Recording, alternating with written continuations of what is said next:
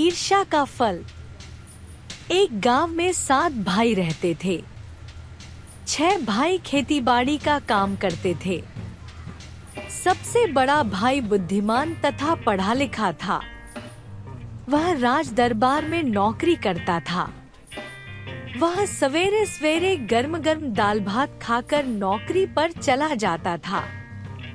सबसे छोटे भाई को बड़े भाई से ईर्ष्या हो गई। उसने अन्य भाइयों से कहा, बड़े भाई को दरबार में परिश्रम नहीं करना पड़ता, फिर भी उन्हें सबसे पहले ताज़ा खाना मिल जाता है। हम लोग खेतों में अधिक परिश्रम करते हैं और हमें ठंडा भोजन मिलता है।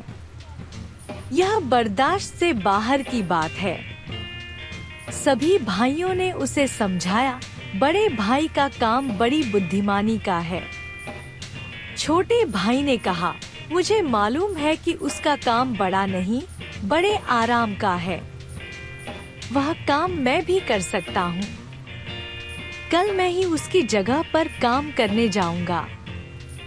पांचों भाइयों ने उसे समझाया कि देखा देखी करना ठीक नहीं है, लेकिन छोटे भाई ने नहीं माना।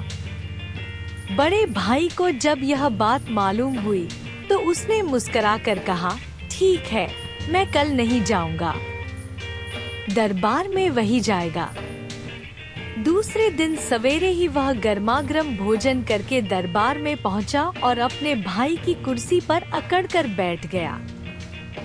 इस नए आदमी को दरबार में देखकर राजा ने पूछा, वह कौन है?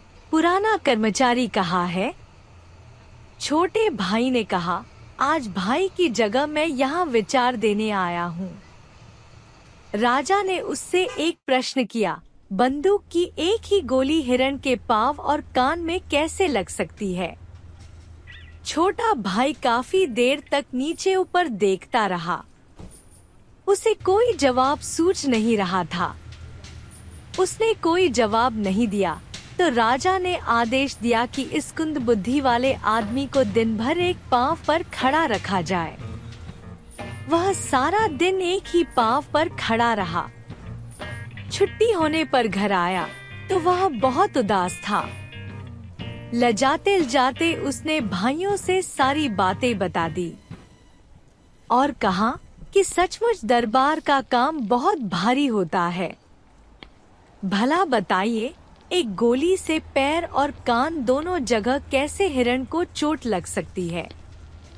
इसका उत्तर नहीं देने पर राजा ने मुझे सजा दे दी। बड़े भाई ने हंसकर कहा, केवल खाना खाने के लोभ से ही तुम्हें दंड भोगना पड़ा।